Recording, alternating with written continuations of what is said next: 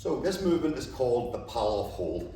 There's a movement called the Palof press. It's very similar to this, where you push the hand out for a split second and back in. But in reality, my issue with the Palof press is that you only get small snippets of the actual working portion of the movement.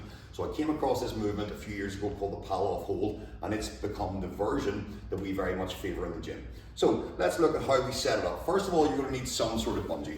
Doesn't really matter just how strong, well, you wouldn't want a super strong bungee, but if you have one of the slightly weaker ones, maybe down on the red end of things, so I've got a black one here, which is the next notch up from a red. If you had a red one, you can just make it a bit tougher by moving a bit further away from your anchor point. One thing I'll say about the anchor point is make sure it's something very secure. Don't attach your bungee onto, a set of freestanding shelves or something like that, when you start pulling on it, there's a chance you might pull it down on top of you, something like that. The other thing is, if you're going to attach it to like a doorknob or something like that, make sure it doesn't yank the doorknob off or even kind of let itself loose and come off and crack you. So on this instant, we've attached it to the upright of our rack, which is all kind of bolted to the wall here. So something nice and secure. Don't go wrecking the banisters in your mum and dad's house or something like that, okay? So in terms of the setup from there, if I have the upright to which the bungee is attached immediately off to my side, I want to take a bit of a step back. My favorite way to set up is that whenever you have your arms outstretched, that your hands are roughly level with the attachment point. So this is me completely level with the upright. I'm going to take a step back. So we're going to get our feet placed. We're going to do it one side and we're going to do it the other. What's very important is that if I set my feet up here in this position, when I turn around to the other side, that I mirror and copy that position. If I set up here, for example, while I do this side, and then I turn around and I set up, say, 6, 8, 10 inches further away, this side's going to feel heavier, harder, or have more resistance, if that makes sense. So pay a little bit of attention to your exact setup. So I'm going to set up here. What then we need to do is set up a strong foundation upon which our core can stabilize or resist the rotation. So this movement is described as an anti-rotation movement.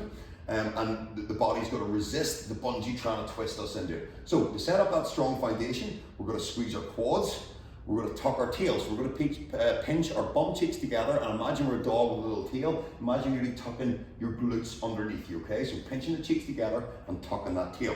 So quad squeezed, tail tucked. Once our legs are nicely locked in there, I have my hand through the bungee, through the loop. I'm going to close that, put my other hand over the top of that fist. Then I'm going to bring it in close to my sternum, but literally hugged in tight against me. Then I've got a timer running up here in the wall. Once I'm ready to go, I'm just going to pop out and hold. Then I glance at the timer, and we're going to hold that position. So what's happened is the bungee is trying to twist me this way when I'm not letting it.